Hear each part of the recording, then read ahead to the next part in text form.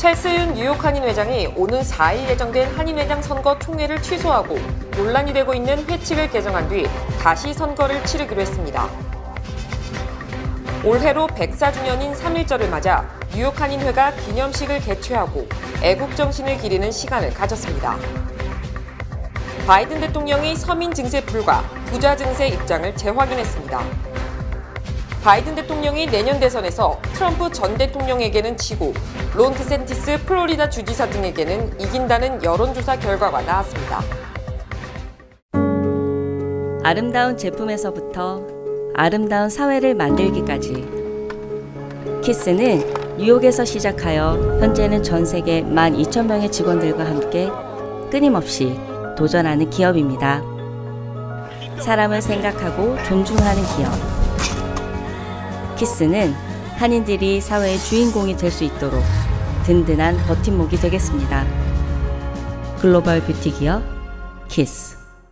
시청자 여러분 안녕하십니까? 3월 1일 수요일 티켓 뉴스데스크 첫 소식입니다. 찰스윤 뉴욕 한인 회장이 오는 4일 예정된 한인회장 선거 총회를 취소하고 논란이 되고 있는 회칙을 개정한 뒤 다시 선거를 치르기로 했습니다. 박하율 기자입니다.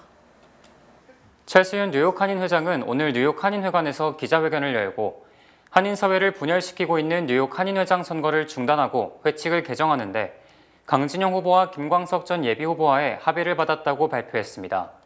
윤 회장은 합법적인 절차로 오는 4일 총회를 개최할 수 있지만 이번 회장 선거에 대한 불만을 가진 한인들이 총회를 방해하려는 움직임이 보여 모두의 안전이 우려돼 총회를 취소하는 것이 맞다고 판단하게 됐다고 설명했습니다.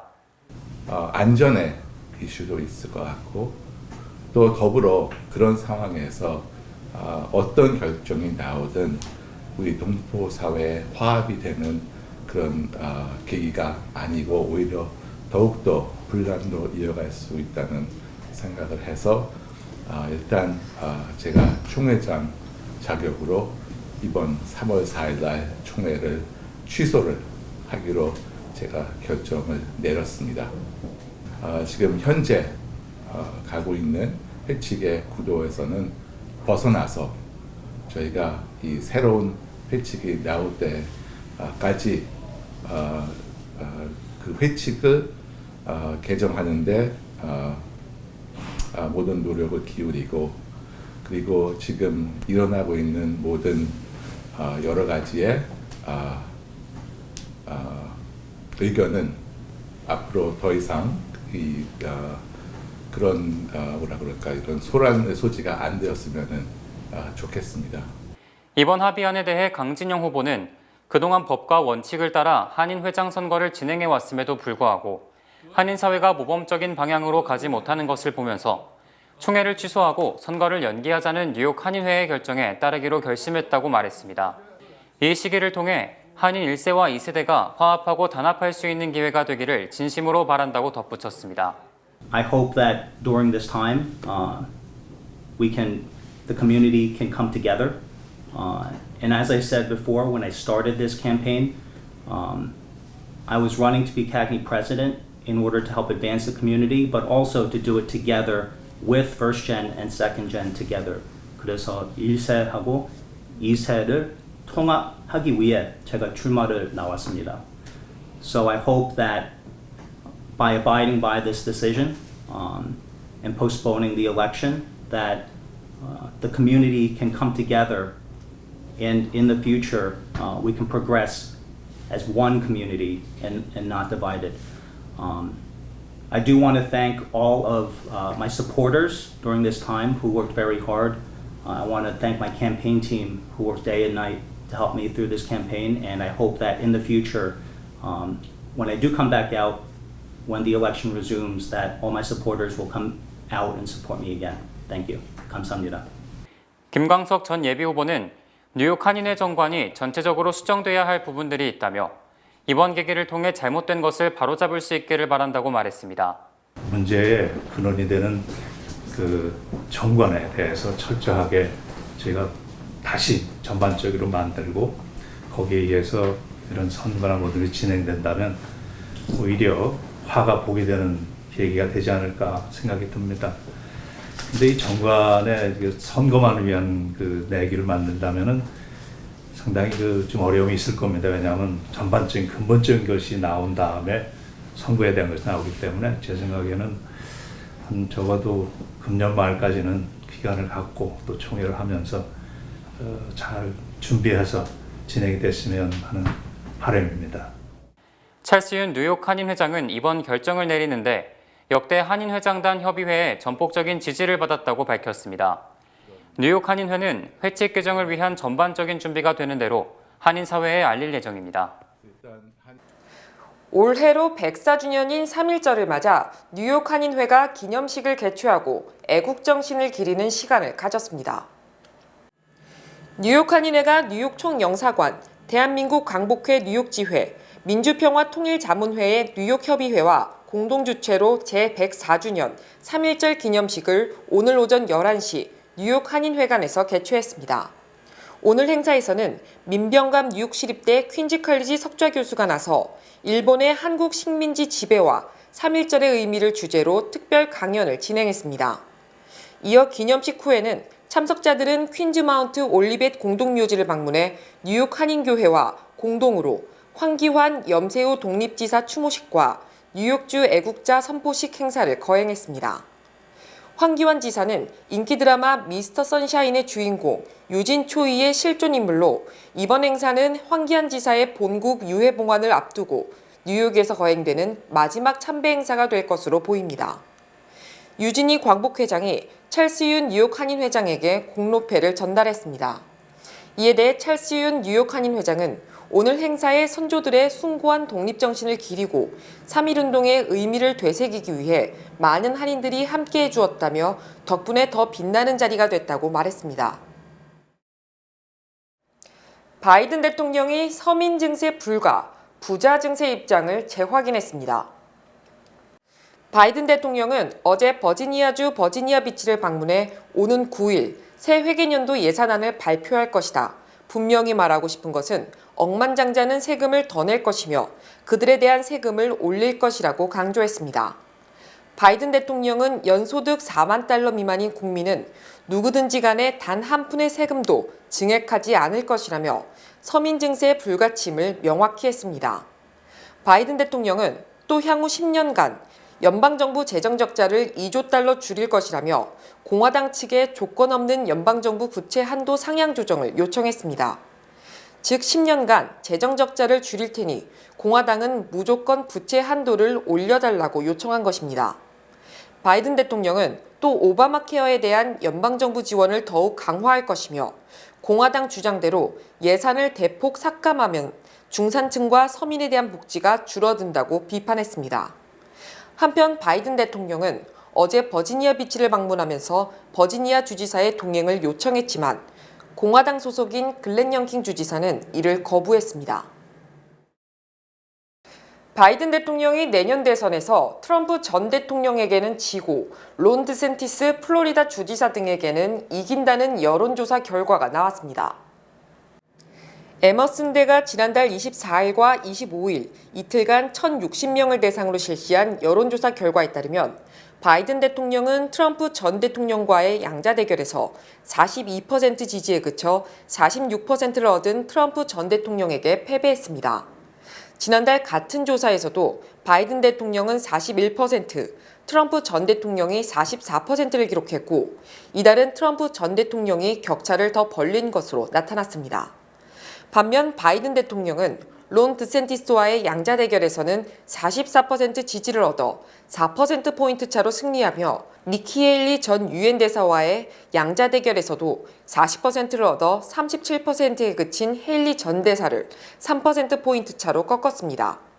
특히 트럼프 전 대통령은 공화당 유권자를 대상으로 한 경선에서 55%의 압도적 지지를 얻어 25%에 그친 드샌티스를 2배 이상 앞섰습니다. 또 같은 조사에서 마이크 펜스 전 부통령은 8%, 헤일리 전 대사가 5%로 뒤를 이었습니다. 어제 연방대법원이 대학 학자금 융자 탕감에 대한 심리를 본격 시작한 가운데 일부 대법관이 심리에서 부정적 견해를 피력해 위헌 판결 가능성이 높다는 분석이 나왔습니다. 연방대법원은 어제 연방학자금 융자 탕감에 대한 구두 심리를 열고 원고인 보수 성향 6개 주정부와 피고인 연방정부 측의 변론을 들었습니다.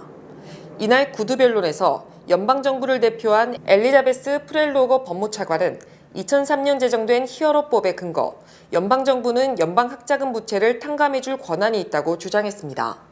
반면 학자금 탕감에 반대하는 보수 성향 6개 주정부는 연방정부가 히어로법을 확대, 과장했으며 따라서 연방정부는 위헌적 행동을 했다고 강조했습니다.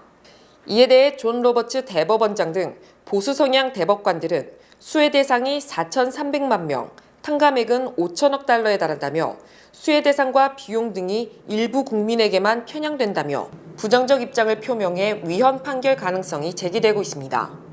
또 소송을 제기한 6개 주정부가 이 정책의 피해자가 아니라는 점에서 원고 자격이 없다는 주장도 제기돼 이 부분도 쟁점이 되고 있습니다.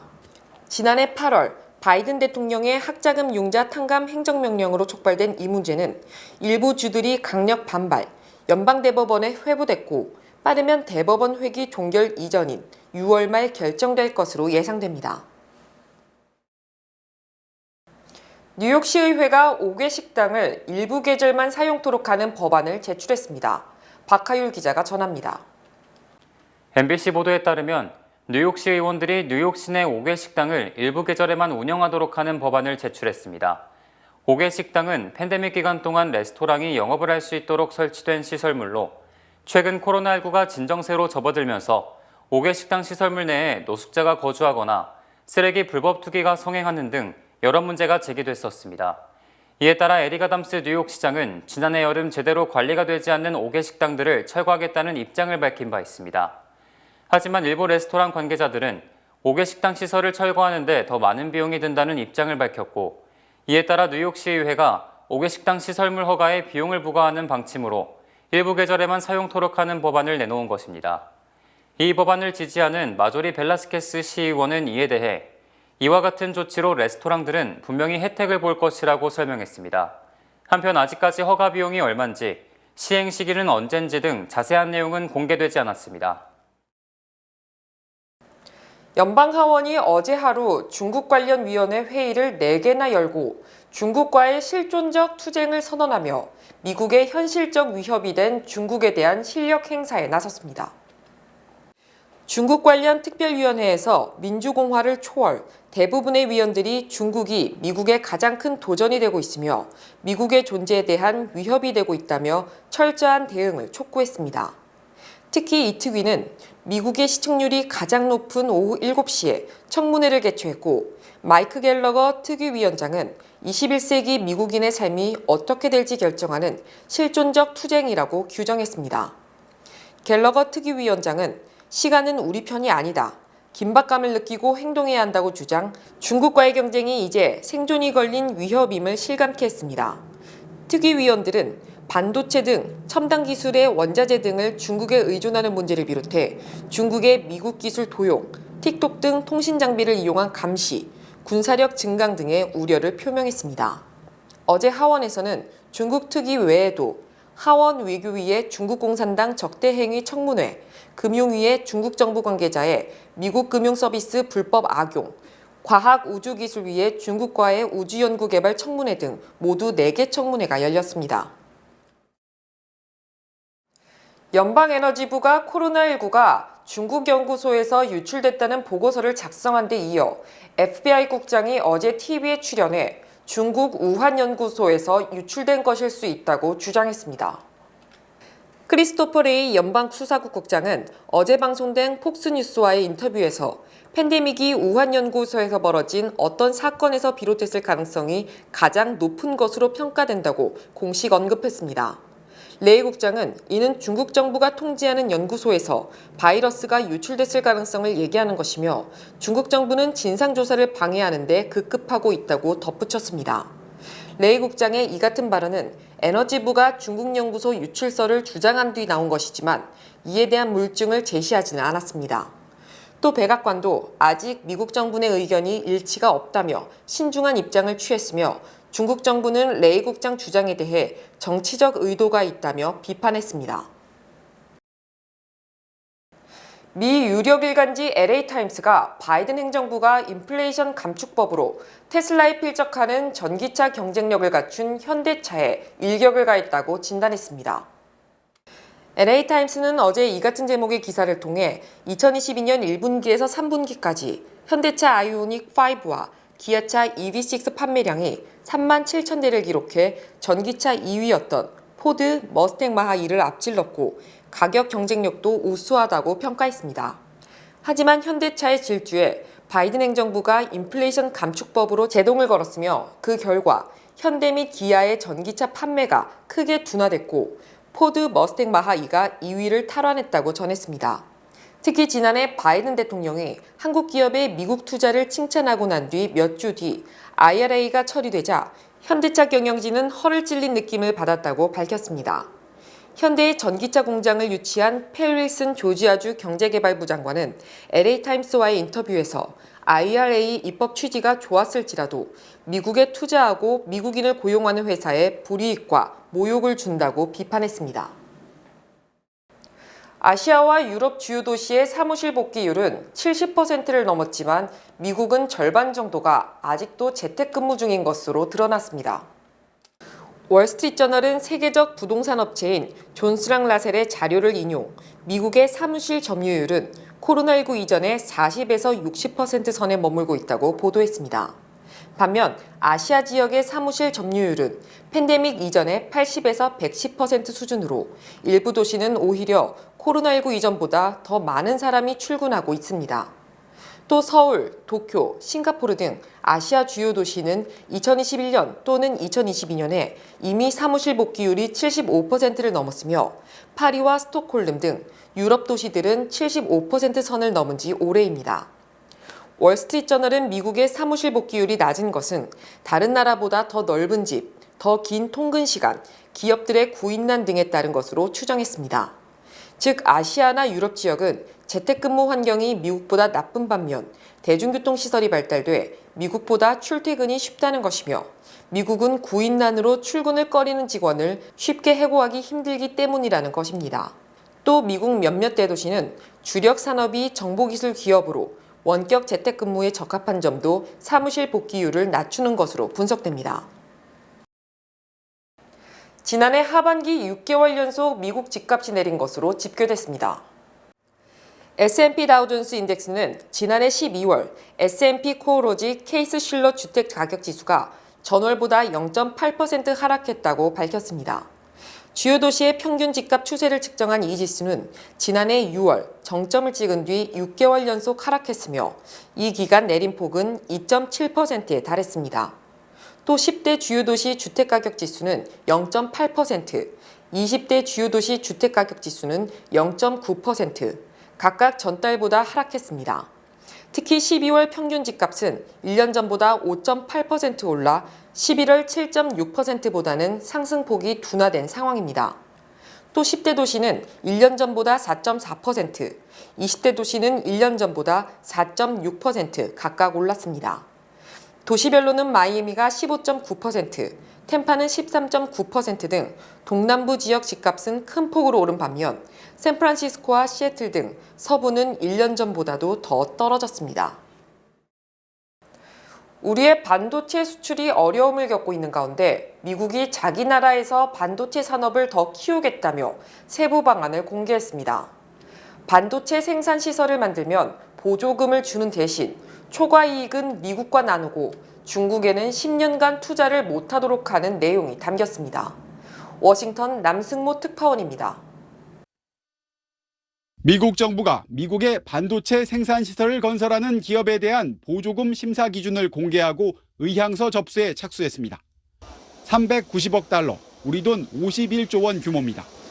6개 심사 기준을 제시했는데 국가 안보를 최우선으로 꼽았습니다. This is fundamentally a national security initiative. The return on our investment is the achievement of national security goals. 국방부 같은 안보기관에 반도체를 안정적으로 공급하고 정부가 반도체 시설에 접근할 수 있게 해달라는 등의 내용입니다. 한마디로 국가 안보 시설에 준해 관리하겠다는 겁니다. 보조금 지급 세부 조건도 공개했습니다. 1억 5천만 달러, 우리 돈 2천억 원 이상 보조금을 받는 기업이 예상보다 많은 수익을 낼 경우 초과 이익 일부를 미국 정부와 나누도록 했습니다. Chips for America is designed to spur and crowd in capital investment, not replace it. I don't want to spend a dime that I don't have to. 미 상무부는 다만 초과 이익 환수액이 직접 지원 금액의 75%를 넘지는 않을 것이라고 밝혔습니다. 또 규제 조항으로 보조금을 받은 기업들이 앞으로 10년간 중국, 러시아 같은 우려 국가의 반도체 생산 능력을 확장하지 못하게 했습니다. 기술 개발을 위한 제휴도 제한되는데 사실상 중국을 겨냥한 조치로 해석됩니다. 미 정부는 오는 31일부터 보조금 지원을 원하는 기업들로부터 신청서를 받을 예정입니다. 워싱턴에서 SBS 남승모입니다. 주요 단신 전해드립니다. 김천수 신임 뉴욕 한국문화원장이 오는 6일 정식 부임, 3년간의 공식 업무에 돌입합니다. 바이든 대통령이 4일을 표명한 마티우 웰시 노동부 장관 후임에 중국계 줄리수 차관을 지명했으며 수 차관은 상원 인준을 받으면 바이든 내각 첫 아시안 장관이 됩니다. 대한항공이 LA 다운타운에 건설한 윌셔 그랜드 센터가 자금난에 빠지면서 무려 7억 2천만 달러에 달하는 유상증자를 실시했으며 이 돈은 전액 부채 상황에 투입할 것으로 알려졌습니다. 뉴욕시 공원국이 지난 27일 2024년 여름까지 시내 공원 5곳에 새로운 형태의 레디메이드 공중 화장실을 시범 설치한다고 밝혔으며 개당 18만 5천 달러의 비용이 들 것으로 추산됐습니다. 오늘 새벽 1시 반쯤 존 F 케네디 공항에서 36세 남성이 아메리칸 에어라인 셔틀버스를 훔쳐 퀸즈를 출발해 맨해튼으로 간 뒤 브루클린 브리지를 넘어 브루클린까지 갔다가 가까스로 경찰에 체포됐습니다. 어제 이스라엘 웨스트뱅크에서 콜롬비아대 졸업생인 27세 커네티컷 거주 남성이 친구 결혼식에 참석했다 괴한의 총에 맞아 숨졌습니다. 세계 3대 가상화폐 거래소 FTX의 기술이사가 증권 사기, 자금 세탁 등의 혐의로 기소되면서 자신의 혐의를 모두 인정, 창업자 뱅크맨 프리드도 유죄 판결을 받을 것이 확실시됩니다. 테슬라가 미국 국경에 접한 멕시코 북부 몬테레이 지역에 50억 달러를 투자해 새 공장을 짓는다고 멕시코 대통령이 어제 밝혔습니다. 이상으로 3월 1일 수요일 TKC 뉴스데스크 여기서 마치겠습니다. 시청해주신 여러분 고맙습니다.